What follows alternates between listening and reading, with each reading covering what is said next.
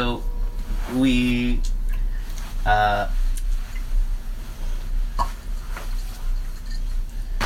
came together here to record some video footage and tried to start, and the battery was without charge. Dead. It was dead. We don't know how long it will take for the battery to recharge, and we only have one battery. So I guess this is how the podcast begins. Yes, journal podcast. I'm down with this, for real. I think that you could be wildly successful with the journal podcast. Okay, sounds good. So, I'm Adam Aries. I'm Brittany DeLeo. And with us today, we have our guest. Hey, I'm Jess. Jess, who is going to talk about their journal writing. Their practice of writing in a journal, which only started when they moved to New York City, which was how many years ago? Four-ish. I'm gonna say it's exactly, 4 years ago. And before that, you had been a writer of other things? No, actually. I wrote not a whole lot, really. I think I attempted journaling once or twice in my life, and stopped a paragraph in each time, just due to lack of motivation. Do you have any of those still? Those were probably written on a laptop that no longer exists. Whereas all of the journals that I've made are physical things. So yeah, those attempts no longer exist. And so you had not been someone who wrote poetry or stories or essays not since elementary school. Not since people made me do it. Yeah. So moving to New York changed you enough that you became one of those people who loved English class. I guess. I mean, I still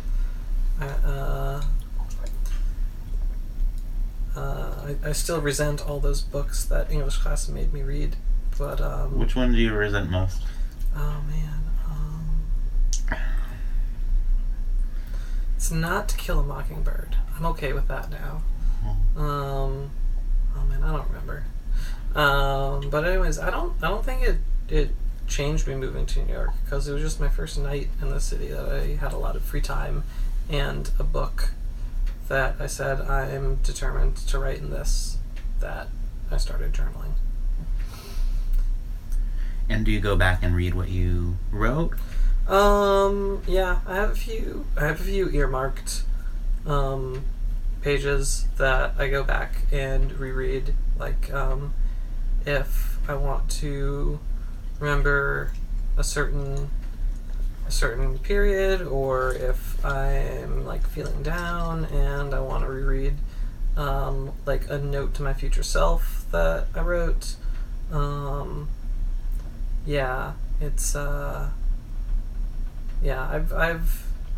I've dog-eared quite a few bits. How many letters to your future selves have you written? Just a couple off the top of my head, but I guess like journaling itself is my letter to my future selves. So you felt determined to write in that empty journal book for the first time.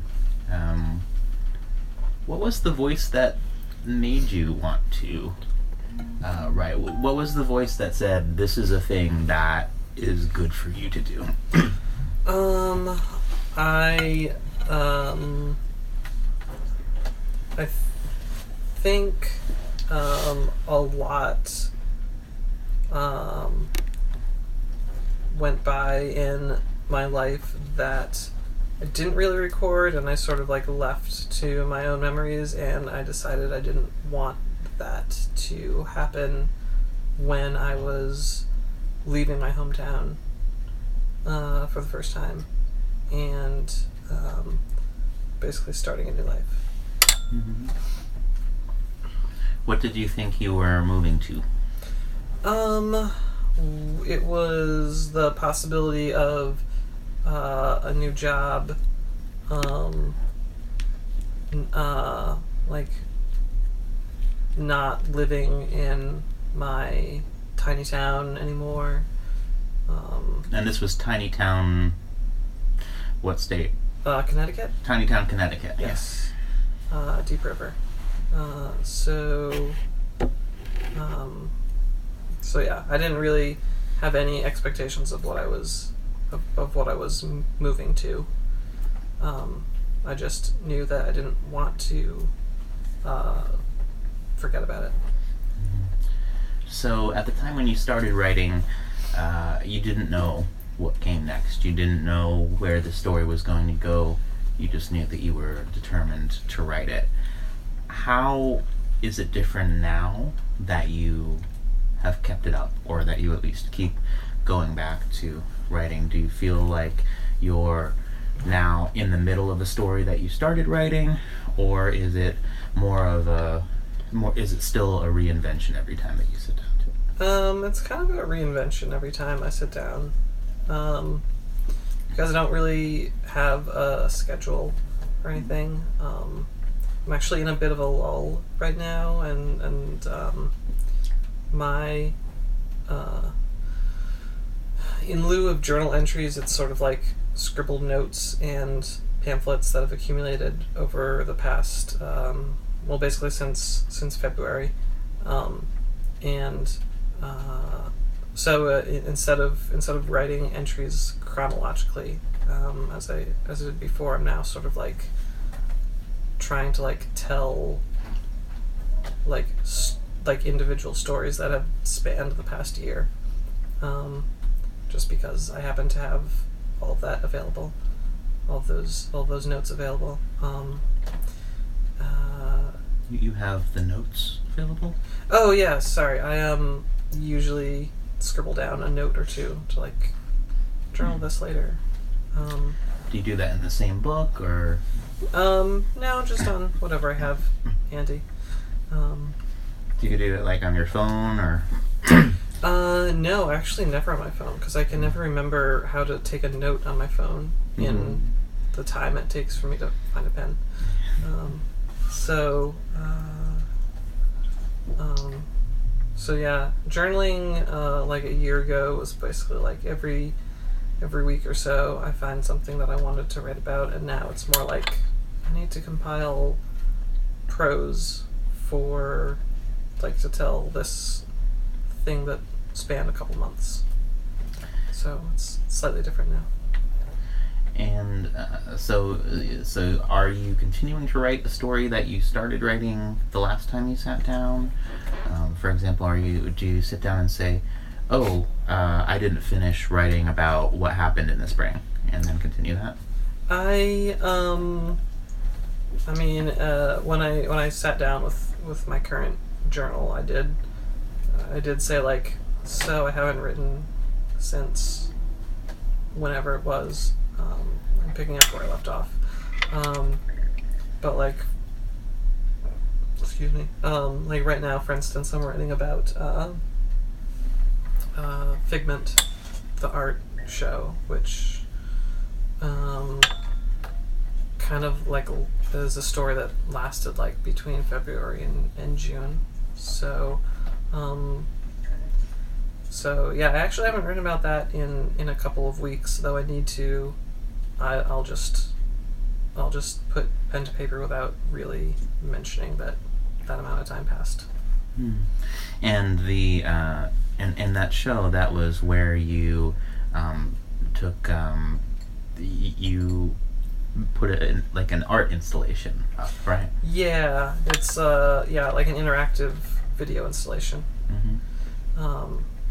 And what other kinds of art have you done? I have like painted digitally.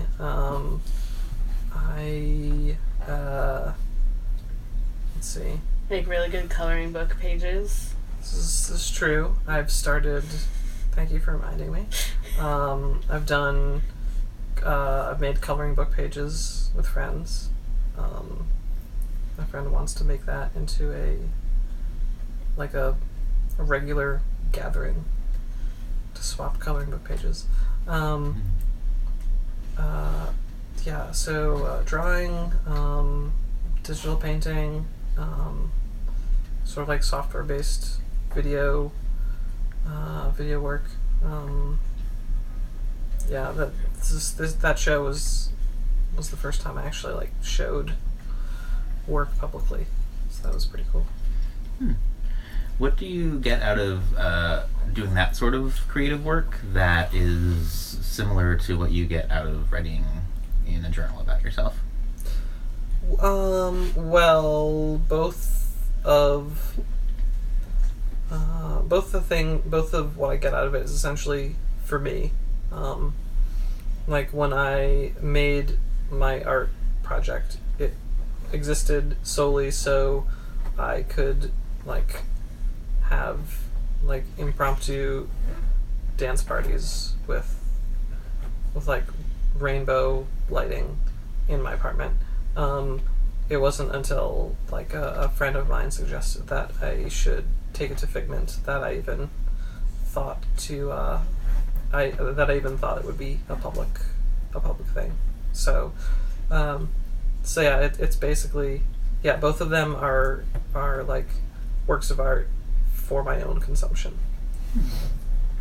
So there was a use that you had in mind when you made this interactive video way of making rainbows happen. Yeah, basically. And are most of the things that you create like that, where you say, this would be cool if I could do this, and then you find a way to make that happen? It usually takes a while for me to like tinker and experiment and figure out like what's possible given my abilities. And I don't know, it's sort of it's hard to describe because it usually spans several months of me investing like 15 minutes here or there. That it's I've lost my train of thought, but journal really would have helped me recall exactly how each thing came together. Maybe I should write more about that. So Brittany, you haven't talked much. Do you want to join the conversation? We did not plan in advance to be recording any sort of audio anything, so this is free form. Yeah, I also didn't plan to have any like real. I just figured I'd be a bystander in this conversation. So I just introduced you without your agreement to participate. No, I'm happy to participate. I'm also just really enjoying listening to Jess talk about something that we haven't really talked about. So I think that's interesting. Mm-hmm. So you don't have any questions for Jess or any things to chime in about your own journal practices?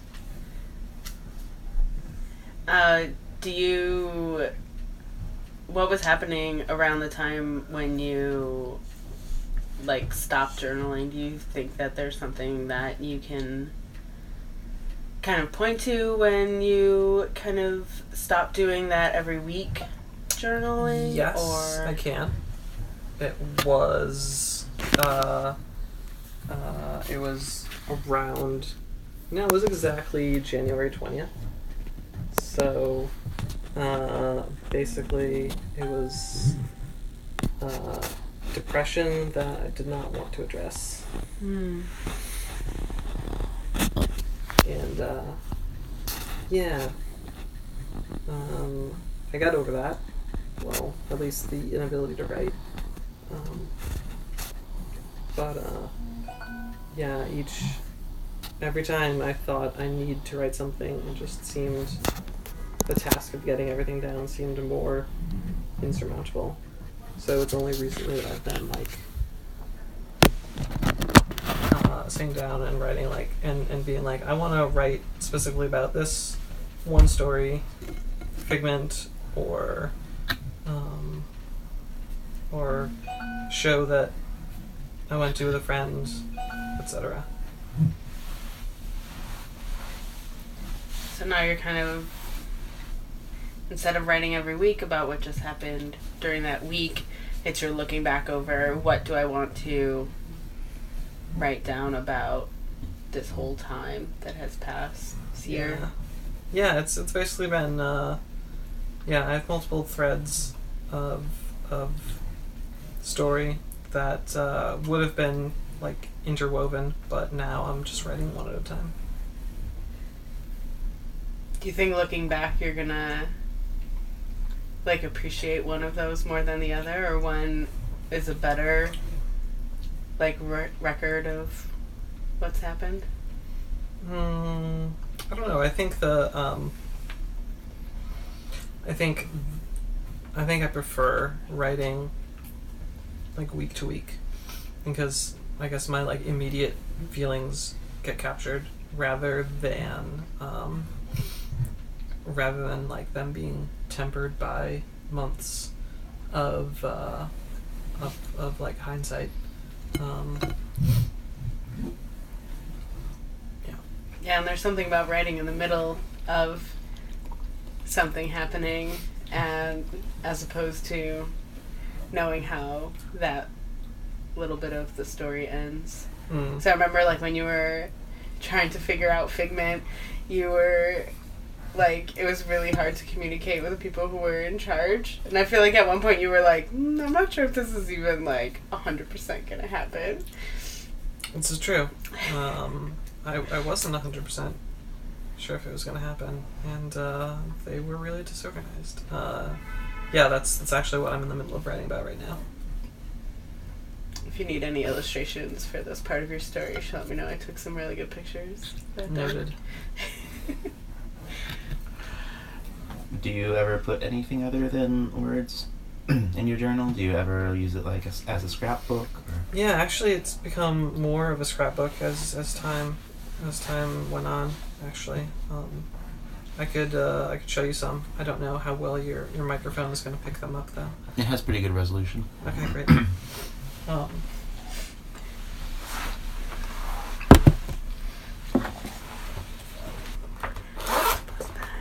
It's true. There's an octopus on here. That is a great bad. Sorry, I'm eating. So let's see. Is there a lot of scrapbooking in here already? There is. These are all the name tags that I had not had a chance to put in. That came from the Infinite Wrench. Yeah, I can't believe I kept all of these for a year stuck onto my computer desk. And then you got them off the computer desk? I did. Let's see. Yeah, Figment map. This is a pretty good. This is a pretty good memento.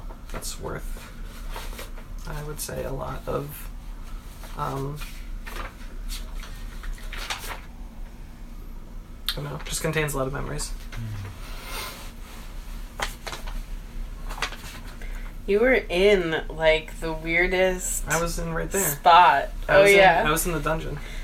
And you're in a dungeon, a literal castle, fort, basement dungeon with this totally dark room and then a projection of rainbows. That's true. As you moved in front of this infrared camera. Is that what it was? I'm making this up. Yeah. Have you been to Governor's Island? I have not. Right. So this is like was like a fort, and you walk in, and like this is like a nice courtyard, and these rectangles right here are like rows of rooms, and they're like I don't know, office spaces basically. It's very like, I don't know, very like administrative looking, and when Figment people told me where I was gonna be placed, they're like, you're in this fort, and I'm like, okay, so I'm gonna be in one of these rooms. That's cool. It's not where I was. I was like there's a tunnel that I walked underground, and like this little arrowhead thing right here is like basically an ammo bunker, and like this is where me and Figment neighbor were stationed, because we both needed darkness for our things. And, so how were the people who found it? Like, did a lot of people come, or was it people who were seeking it out? What sort of people sought it out? Well, I didn't think to bring my own signage. Fortunately, the people who were my neighbors brought a ton of signage.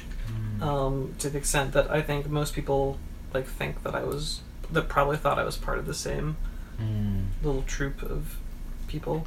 But I didn't expect lots of people really to come, but turns out a ton of people did, and particularly tons of young'uns. Drawn by my neighbors, because they had a lot of advertising, and they put on like an hour-long show twice a day. And was that particularly child friendly? Like, was it something? It was like, were they drawing the children? Because it was like experimental video, and what it was a live sort of like a live improv video / instrumental jam session, and it was pretty kid friendly, kind of imagine a surreal YouTube video mix. That's what it was basically. Yeah, it wasn't what I was into when I was 7, but I wasn't. It wasn't 2017. Tastes wasn't have in New changed. York Yeah. 7-year-olds were super into Jess's installation, because if you can imagine like a completely dark room, fairly dark, and you're trying to tell kids like, oh, stand right here, or actually people just walked in and kind of figured it out. People were just like, what's going on? And they would kind of see some movement projected on this wall that was kind of far away, but it was huge. Yeah. And then they would kind of see that it was lined up with what they were doing. And then when they tried to figure it out, if they couldn't really figure it out, Jess would kind of explain, there's an infrared camera, it's right here. If you get close to it, you'll get smaller on the screen or whatever. And so a completely dark room with kids whose images are projected onto a wall whenever they move.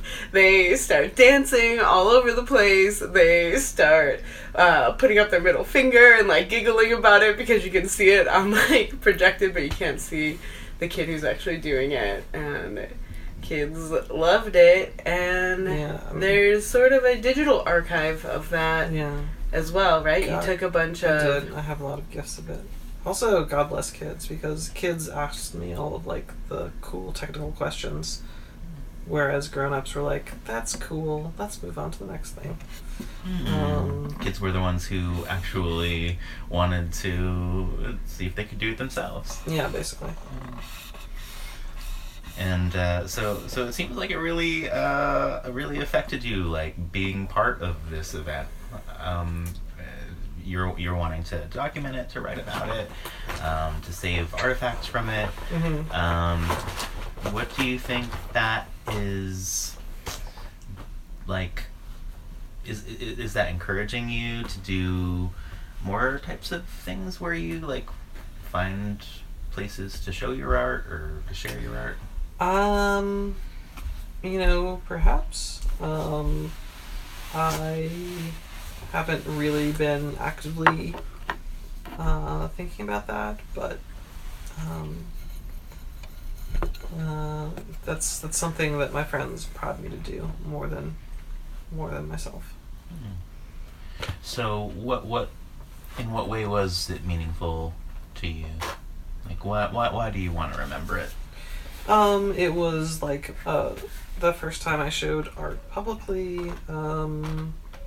It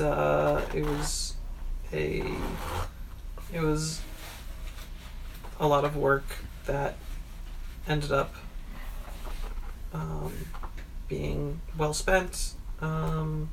It was a fun weekend, and yeah, I think that's probably it.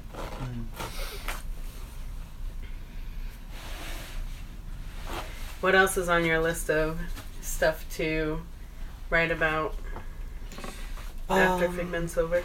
After Figment's over? Well, let's see. Let's consult the notes. Yes. Notes.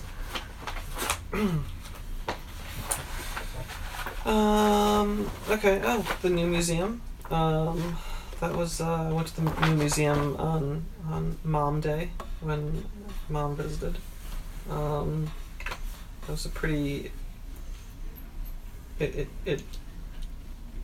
had no idea what the exhibits were because I suggested we go like months before they rotated their exhibits. Oh, yeah. And when we went in, there was like really heavy, like academic level gender theory shit going on. Nice. And I'm like, this is a lot to take in for like someone who's just coming into the city for a day and just wants to see some cool art. Oh yeah. I'm like, this is going way over Mom's head, and also my head. But it was a cool day. What else do I have? Some more shows at the Irish Art Center. I went with Jess. Liberation Day at the Film Forum. That was also a good show. The first time I saw Pink Clouds at Bazaar. This was apparently a record release party. Kate Bornstein, of course. That was also a good show. I finally got your postcard. Oh yeah. Oh, the Trans Film Festival at Anthology Film Archives. Man, the City of Lost Souls was like crazy good. Like beyond crazy good. We have lots of Too Much Light menus. This is a Halloween dance party. I appreciate that this is your like to-do list. Is all of these little pamphlets and ticket stubs because I feel like that's me. That's where I am right now. Is I just have all these little things that I want to write about, and it can sometimes feel like, oh my goodness, there's so much that has happened since the last time I sat down. But even just to have the things, even just to have these objects all in one place can, sometimes be enough to be a record of what you've done. Yeah, and then I have like actual notes I've taken. Let's see. Driving up to Cape Cod with Jess. Gamer X East. I think I just drew some cool doodles that I thought were worth keeping around. The Great American Drama. This is a thing. The show is amazing. Did we almost go to that? Yeah, I was only running for a certain number of weeks, and every week it changed. And I said, I really, really think that you should see this before it closes. I would have gone over and over again. It was so good. It's a good time. So Brittany, you keep notes too. You don't always consistently write, but you more consistently save things. Is that accurate? Yeah, I have lots of things in lots of different places, and then when it becomes like when there's too much and there are too many different places, then I take some time and kind of sort through. So there's usually like a little pile next to my bed where there might be some pamphlets or ticket stubs in the bottom of my backpack or my purse or whatever. So then I'll kind of gather them all together and put them in a place. And do you save them? Do you save that stuff forever, or just until you write about it? Depends on what it is. Like I have,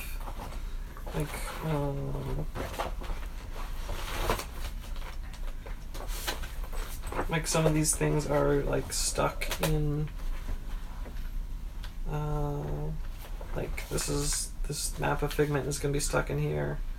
A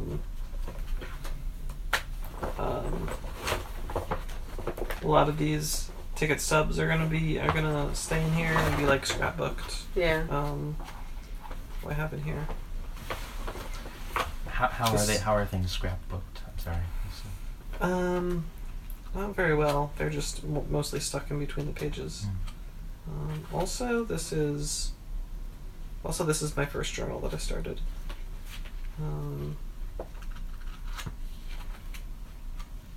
So, yeah, they're mostly things like stuck between pages.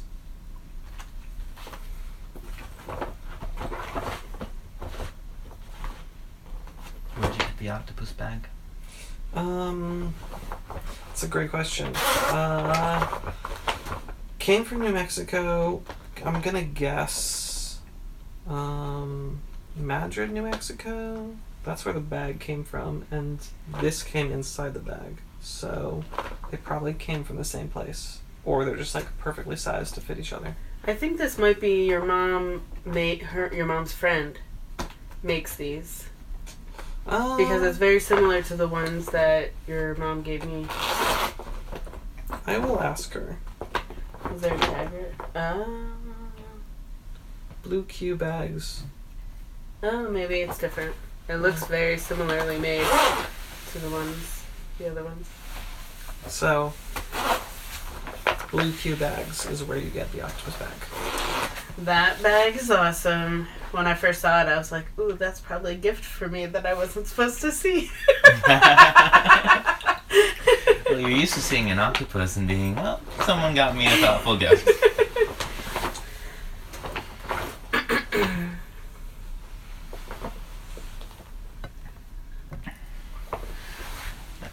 So, Brittany, how much do you want to talk about your journal writing? I can talk about my journal writing. What do you want? That wasn't the question I asked. How much do I want to talk about it? Like, how much time do I want to spend talking about it? Or, like, on a scale of no, not at all, to I'm very enthusiastic to talk about it. Am I supposed to measure my enthusiasm? You're supposed to measure your enthusiasm. Quantify, please. I'm about like a purplish pink on that scale of 1 to 5.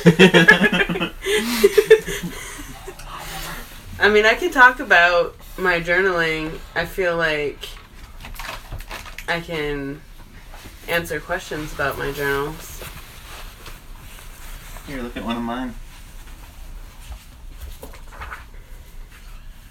Would anyone like anything from the kitchen? I'm good. What do you want me to look at in here? I don't know.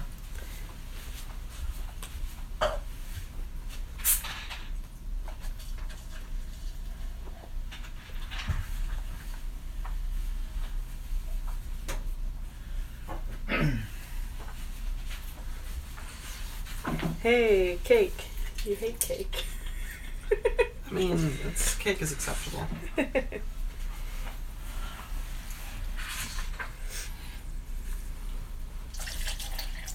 can talk about my journal writing and my interest in journal writing if you want, Brittany. You know about it?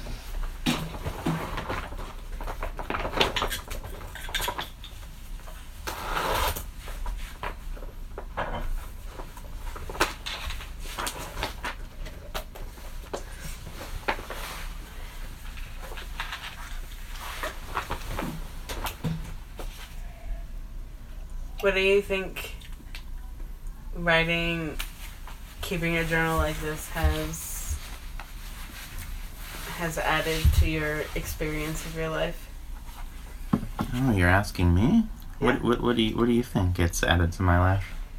I feel like I'm not in a position to answer that question. I could guess. Yeah, guess. I feel like I'm projecting the reasons why I keep a journal, or attempt to keep a journal, and think about that you've been so successful at doing that relatively consistently for a really long time. So I'd imagine that what you get out of it is just a really great record of your life and a method to stave off memory loss, which is what I'm always afraid of, and my a big motivating factor in my journaling. So to just be able to say, yep, this is what happened this year. Like, I have no clue. If somebody is like, what were you doing in 2006? Or like, what year did you graduate school? Or what year did you travel to this place? I have no clue the answer to any of those. What did you do last weekend? I don't know. I don't know the answer to any of those questions until I look at something written down. So when I see everything that you have written down and everything that you've done, it's just, I feel like it must add this sense of just sort of that you've really lived a life, you know? That you've done all of this living all of these days, as opposed to somebody who gets to their 30s and thinks, man, where did that time go? I don't have that feeling at all. I feel like I know exactly where my time went because I have tried to journal here or there. But you've done such a good job at it. That's really impressive. So Brittany, you sat in for some of the stuff that I did for a grad school project this past spring with a group of fellow students where we did interviews of people who regularly journaled and talked about it, and then we all got together afterward. And you met all the people who had participated. What did you think about that whole thing that I was doing, and what did you think about the conversations that emerged as part of just getting people who wrote in journals together? I think it's a really fascinating project because it is something that so many people do and rarely talk about, Rarely does someone say, oh, I was journaling the other day and I realized this or that, or, oh, I'm looking forward to putting this in my journal. I feel like it doesn't come up in conversation a lot, and people definitely don't have drawn out conversations about their journals. I feel like I knew that Jess kept journals, but we haven't really talked about it extensively. Not particularly, no. I want to read all the things that you've written about me. That'd be 1 or 2 journals ago. Yeah, sounds good. So I think the project was really interesting to have a bunch of people sitting around a table talking about this thing that is usually very private. And because it's so private, you might not think about the fact that a lot of people are also doing it. And yeah, it was equal parts a great sense of camaraderie with other people who kind of knew what it meant to keep a journal. So it's equal parts camaraderie with a community or with people that do this thing, and also intimidating because it felt like everybody does everything better than I do it. So it's just oh my goodness, these people journal all the time, or their journals are so nice and organized, or Yeah. So it was an interesting process. I'm always interested in this this thing that I hear from a lot of people that I don't think I have, which is a feeling of like it would be a good thing to write in a journal. Like that's something you should be doing. You know, you should be keeping a consistent journal. You should be writing more. You know, that this is something that is inherently good. That like someone might tell you, do this more, it's good for you, you know, and brush your teeth and floss. And I wonder, how does that feel for you? And do you feel that that comes from something? Do you feel that it comes, or like, does it come from an idea that is like a philosophy that like you grew up with, that like writing is a way to like understand yourself, or that it's like inherently a good thing? Or am I overthinking it and it's just something where you're like, oh, well, you've written in the past and you felt better and so you want to do it again? I think that... So, I agree that a lot of people write because it feels like somebody along the way might have told them, you know, journaling will probably help you in this way or that way. And I feel like a lot of times that is the suggestion if you're going through something. If you're going through something that's really hard, you're going through some like mental health stuff, that journaling is a good way to kind of look back and see how you were feeling, and keep track and sort of track that. My imperative was really memory loss. My imperative was always that I thought that I was just going to forget everything that I did in my life, and that I would get to the end of my life and really just like lie in a bed and think about what did I do? I don't even remember anything that I did. So I journal not because I think it helps me really process much in the moment or anything like that. I want me at the end of my life to have proof that I lived this life. So that's where my imperative comes from. But I do think it is like a general kind of feeling that journaling is a healthy thing, that journaling kind of helps you, you know, process through things, or I don't know. Jess, journaling, is it a good thing? Definitively yes. I was being more definitive than I really think it is. I don't know. In the same way that I resent all of the young adult books that my English teachers made me read, I don't think that you can tell someone journaling is a good thing and have it be good for them. But it was good for me because it made me, I guess, like rethink all my memories, like because I want to write my my journal as prose instead of as a bullet point of things that happened, a bullet point list of things that happened. So yeah, it's in that way that it forces me to think about my life differently. That it is a good thing. Do you want it to be readable? Is that the difference between it being a list of bullet points and it being prose? Well,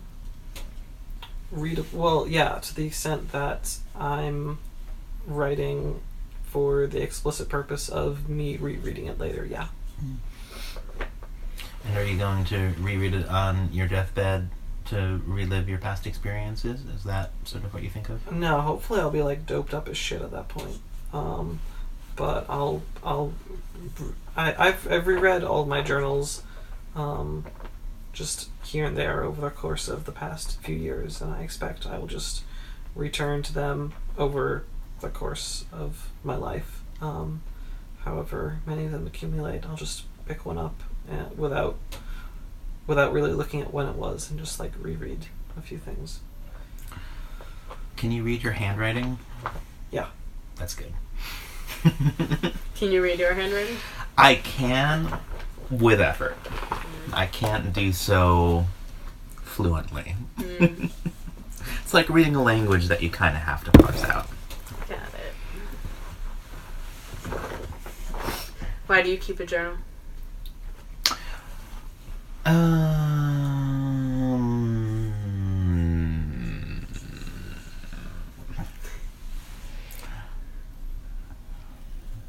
Wow, you just cut right to the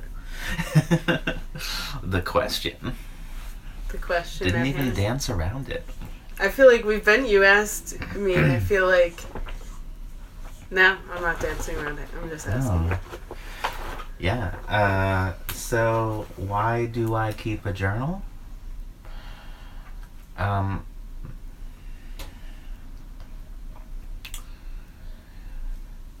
Because it's easy in life to lose track of why you are where you are. And I think in my life, if I can look back at things that I wrote down and see the way that I wrote them down and see the emotion behind the way that I wrote them down and all of these things that are sort of in the text and that are subtext and that I can see reading what I wrote, I understand and remember what was important to me then. And by understanding what was important to me last year or 5 years ago, I can remember why I am living the life I'm living now, the good and the bad. And I can sometimes get myself back on track by remembering, like, oh yeah, you know, I really wanted to set a course for myself where I did X, Y, and Z, you know, and I've done X and Y, but then I got distracted by, you know, life going off the rails somehow. But I could get back on track and start working towards Z because I've laid a foundation for myself, you know, through my past. And so it's a way to remember the possible me's that I can be, you know. It just reminds me a lot about where I've been, where I wanted to go, and, you know, where I might want to, you know, where I might still want to go. So it keeps me on track, I think, in a way that I wouldn't be able to stay on track otherwise. It really allows me to be a consistent person in the way that I manage my life, like on the macro, on a large scale, in the long term, without being too fastidious day to day, you know, like, so that's how I can be like a pretty laid back person, like in my everyday life, and yet at the same time, like, feel really in control of kind of the arc of what I'm doing.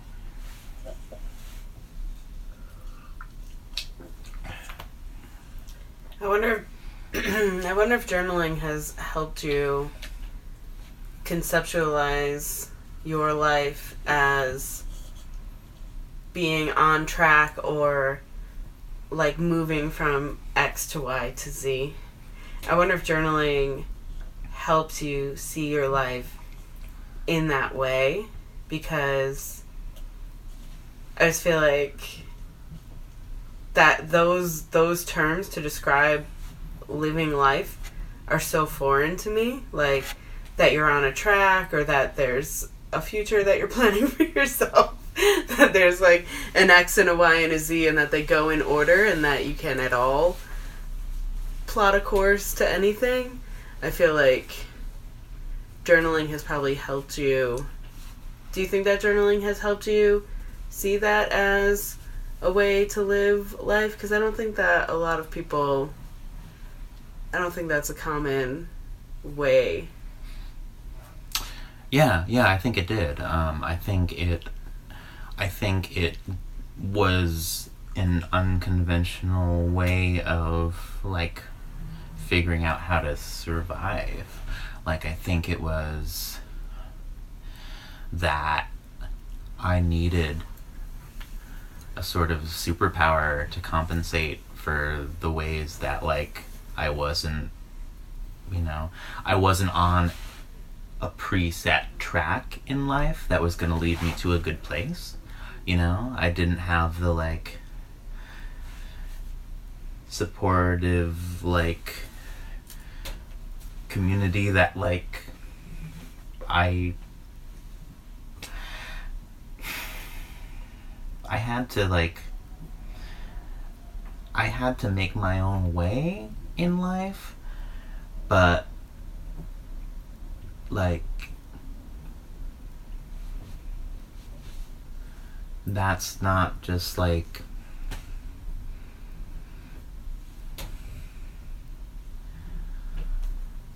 it's not strength of character, that allowed me to do that. It was just that, like, I found a sort of backdoor way to survive American capitalism. Like, I couldn't just, show up to work and be the way that I was raised and get a promotion and then put that on my resume and then have somebody recommend me to their friend and, get the nice job. Like, I sort of had to, like, I had to learn to do things another way. So I think I'm lucky that I did, and I think that this was a technology that worked for me, that I think works for other people too in different ways. And I think my curiosity about, how it does is part of why I want to, like, hear about other people's journaling practices and what it means to them.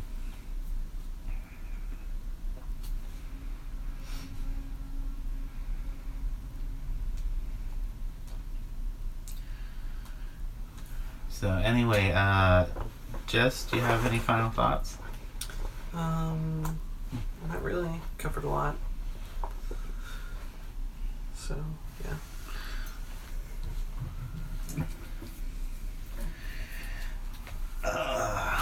Alright. And Brittany, what have you learned tonight? What have I learned? Yeah. Lord. I don't know. I feel like I knew a lot of what we talked about everyone's journaling habits. I think it's cool to see your journals. I don't think that I've seen your journals in real life.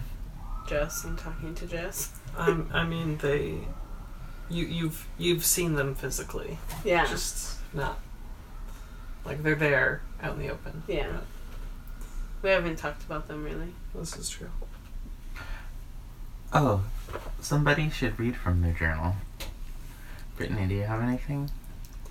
Read from my journal. Yeah, Jess, do you have anything? I mean, I have journals, but I don't know what I want to read. Can we pause and find something if we want to read it? Yes, if someone wants to read, then yes, we can. Okay.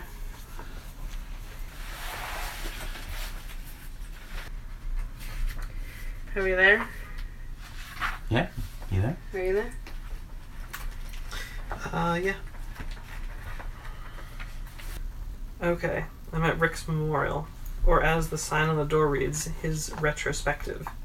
I'm in a 2-room, 2-story garage/studio/gallery. It's darkened, and there is a haunting soundtrack on the speakers. It's Rick's, with some other collaborators. I know Rob was in a band with him at one point. There's a room divided into halls, lined with his photographs. He's a phenomenal photographer. There's a preponderance of nudes, some black and white, and a few landscapes. I can't get over this music. There's a particularly good shot vertically down a spiral staircase. I think it's the metal staircase near the garage door.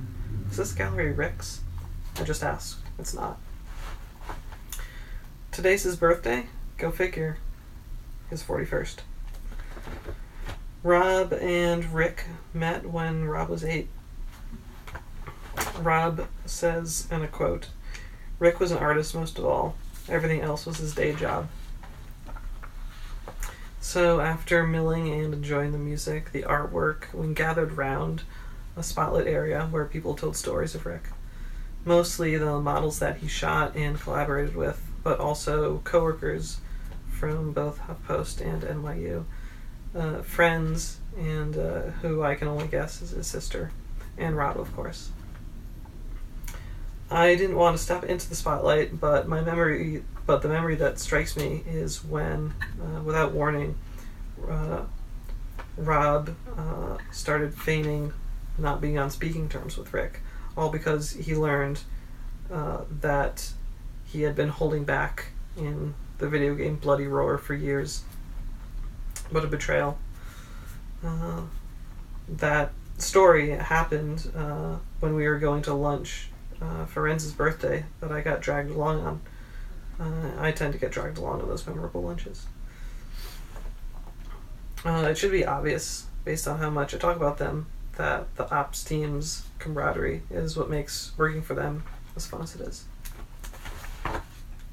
Thank you. That was Jess's journal. Yes. That's true. Your turn. My turn? Yeah. Okay. You're going to close out tonight? Yeah. Okay. Let's see. So this is pretty randomly selected. If all else fails, drive towards the Space Needle, Patty says to me on the phone. I've been fairly lost in Seattle for the past 20 minutes or so, discussing some of the sites while trying to find my way. Seattle can be pretty kitschy, I've observed. The Space Needle is kind of the pinnacle of that. It's not in sight, though. I haven't even noticed a thing since I moved to Washington. Oh wait, I'm right at the base, I suddenly notice, reading the signage above the entrance. I look up to confirm. Yep, Space Needle. I park the car, forget to grab a sweater. The weather goes back and forth between light rain and not quite rain. No big surprise there. It's a tad chilly, but I'll be fine. My first time meeting her, we're going through the sculpture garden. She has, from somewhere or other, grabbed a map with descriptions of each of the installations. We look at it all, but by the end I'm saying, yep, the water still wins, looking out over the Puget Sound. I'll just end there. Nice. So this is from the beginning of May 2016, last year. Friday I worked late and went to Creaking Cave to wait for him. I had 3 beers while I waited. I drank them quickly. He met me at 8:30.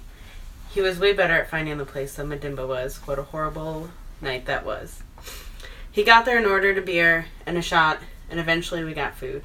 We were moderately drunk and took the train back to my apartment. I texted Karina and Caitlin to tell them he was coming over, and Caitlin said her boyfriend John might be there too. We got there and I started making whiskey and tea for Caitlin, and Adam drank a beer. We talked and laughed. John said something about mushrooms, communicating with trees, and I told Caitlin he is a keeper. He said thanks for the vote of confidence and asked about the sex matrix, and I told him about the 5-borough challenge, and that's how I knew Adam was a keeper. We danced to Robin in the living room and listened to music, and Adam started drinking my whiskey drinks. Eventually we called it a night. The next morning everything was pretty fuzzy. Adam was really hungover. His head and stomach hurt, so we spent most of the day in bed. We had plans to go to a school event, but we didn't end up going. I felt bad. Also, when I made a joke about having ibuprofen factory in the bathroom closet, he made a joke about the Lion, the Witch, and the wardrobe, the bartender, the pharmacist, and the bathroom cabinet. After he was feeling better, we got dressed and went to get Indian food and walked to Long Island City to explore Gantry Park in the sunset. The walk was nice, and the sun was bright. We passed the park in Court Square, and I never noticed the silhouettes of animals there. The stand of birch trees was quite lovely at night. That's it. Thank you. Fantastic. Yay, journals. Yay, journals. And Journals. and if this is in fact a podcast or anything that will be shared at all publicly, I will make sure everyone gets to listen and cut out anything that they want cut out. Yeah, so if this is toward the end of the podcast, you should rate, review, and subscribe on iTunes. Is that how podcasts work? Do people still use Not mine. iTunes? We use whatever Apple makes us use. Slaves. All right. Did it.